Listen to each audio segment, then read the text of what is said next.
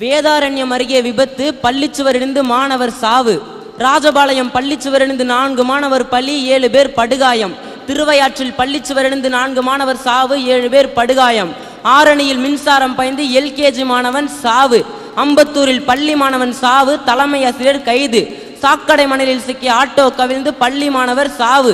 கும்பகோணத்தில் பள்ளி தீ விபத்து, 96 குழந்தைகள் பலி.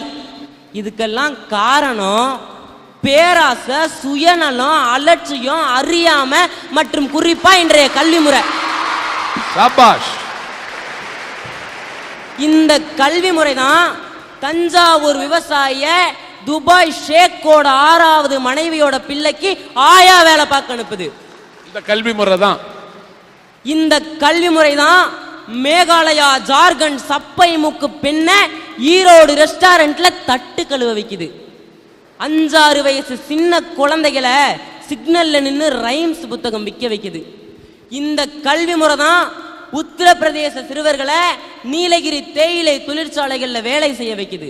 இந்த கல்வி முறை தான் புத்தகத்தை படிக்க வேண்டிய பிஞ்சு குழந்தைகளை சிவகாசி பட்டாசு தொழிற்சாலைகள்ல வேலை செய்ய வைக்குது. இந்த கல்வி முறை தான் திருப்பூர் கம்பெனிகள்ல ஏழை குழந்தைகளை இரவு பகலா கண்ணு முழிக்க வைக்குது. உப்பு, புளி, மிளகாய போல கல்வி இன்னைக்கு கடை சரக்காயிருச்சு சார். இந்த கல்வி முறையே சரியில்லை. இந்த கல்வி முறையை பத்தி தான் உங்ககிட்ட நான் பேச வந்திருக்கேன். ஒவ்வொரு விலைக்கு தகுந்த மாதிரி வகை வகையான கல்வி உலகத்துல எந்த நாட்டிலையும் கிடையாது. காசுக்கு தகுந்த மாதிரி கல்வி.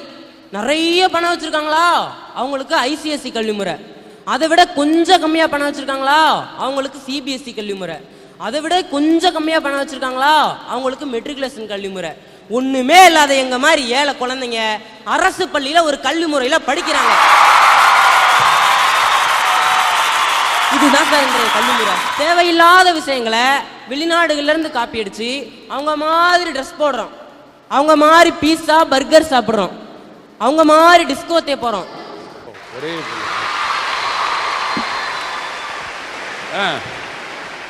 அவங்கள மாதிரி ட்ரெஸ் போடுறோம், அவங்கள மாதிரி பீஸா பர்கர் சாப்பிடுறோம், அவங்க மாதிரி டிஸ்கோத்தே போறோம். ஆனா அவங்க கிட்ட நிறைய நல்ல விஷயங்கள் இருக்கு சார். அந்த விஷயங்களை நம்ம காப்பி அடிக்கிறது இல்லை.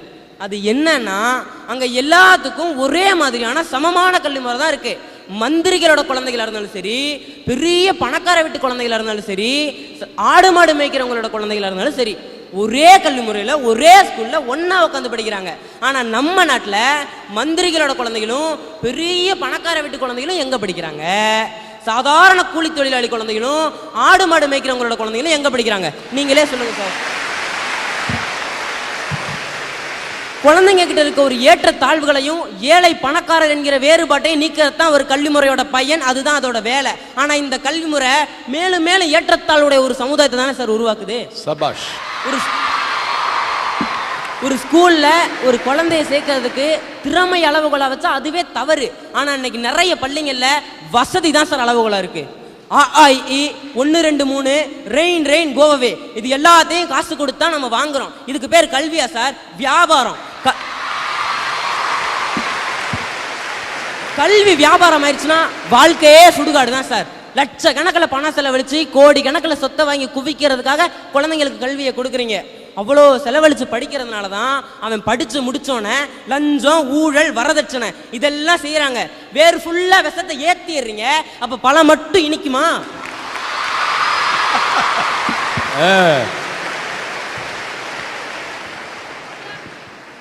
இங்க கல்விங்கிறது ஒரு வடிகட்டுதல் மாதிரி மாறிடுச்சு. கல்வி முறையோட ஒவ்வொரு கட்டத்திலையும் நிறைய மாணவர்கள் தகுதி இல்லாதவங்க அப்படின்னு முத்திரை குத்தி வெளியே தள்ளிடுறாங்க.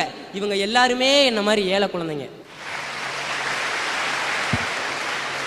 வெளிநாடு போகிறதுக்கும் பன்னாட்டு நிறுவனங்கள்ல வேலை பார்க்கறதுக்கும் விரும்புற வெறும் 3% பேருக்காக தான் சார் இன்றைய கல்வி முறையே தயாரிக்கப்படுது. மழைக்காக கூட எங்க அப்பா அம்மா அவங்க பள்ளிக்கூடம் பக்கமே ஒதுங்கினது கிடையாது. நாங்க எப்படி சார் இந்த பேராசை கூட்டத்தோட போட்டி போட முடியும்? சார் உங்ககிட்ட களிமண்ணையும் என்கிட்ட மணலையும் கொடுத்துட்றாங்க. 2 பேரையும் ஒரு கரடி பொம்மை செய்ய சொல்றாங்க. நீங்க எப்படி செஞ்சாலும் ஒரு கரடி பொம்மை செஞ்சிடலாம். ஆனா நான் என்ன செஞ்சாலும் ஒரு கரடி பொம்மை செய்யவே முடியாது. நானும் 12வது முடிச்சுட்டு பெரிய MBBS காலேஜ்ல போய் சேர்றேன். அரசு பள்ளி மாணவர்களால MBBS காலேஜ்ல சேரவே முடியாது. இருந்தாலும் ஒரு பேச்சுக்கு சொல்றேன். நானும் சேர்றேன். எல்கேஜிலேருந்து +2 வர பெரிய கான்வென்ட்ல இங்கிலீஷ் மீடியத்தில் படித்தவனும் எம்பிபிஎஸ்ல வந்து சேர்றான். அங்கே எல்லா பாடமும் ஆங்கிலத்திலே இருக்கிறதுனால அவன் ஈஸியாக படிச்சுக்கிறான். நாங்கள் தாழ்வு மனப்பான்மையிலையும் வெக்கத்திலையும் ஒன்றா சூசைட் பண்ணுறோம், இல்லைன்னா அந்த காலேஜை விட்டே ஓடி வந்துடுறோம். இதுவா சார் கல்வி முறை? சார், என்னோட ஃப்ரெண்டு ஒருத்தன் கோத்தகிரியில் பெரிய ப்ரைவேட் ஸ்கூலில் +2 படிக்கிறான். அவங்களுக்கு +2 பாடம் 3/4 வாசி போன வருஷமே முடிச்சிட்டாங்க. இப்போ அவங்களுக்கு ரிவிஷன் நடந்துட்டு இருக்கு. ஆனால் எங்களுக்கு ஜூன் மாதம் தான் புக்கே கொடுத்தாங்க. நான் என்னதான் படித்தாலும் அவன் வாங்குற மார்க்கை என்னால் வாங்கவே முடியாது. ஆனால் எம்பிபிஎஸ் காலேஜோ இன்ஜினியரிங் காலேஜோ போகும்போது 2 பேருக்கும் ஒரே கட் ஆஃப் மார்க்கு. ஒரே கல்வி முறையில் இத்தனை வேறுபாடு. இது என்ன சார் கல்வி முறை? அரசு என்ன பண்ணணும்னா +1க்கும் பப்ளிக் எக்ஸாம் வையி, +2க்கும் பப்ளிக் எக்ஸாம் வையி, 2 மார்க்கையும் டிவைட் பண்ணி ஒரே கட் ஆஃப் மார்க்கா வெளியிட சொல்லுங்க.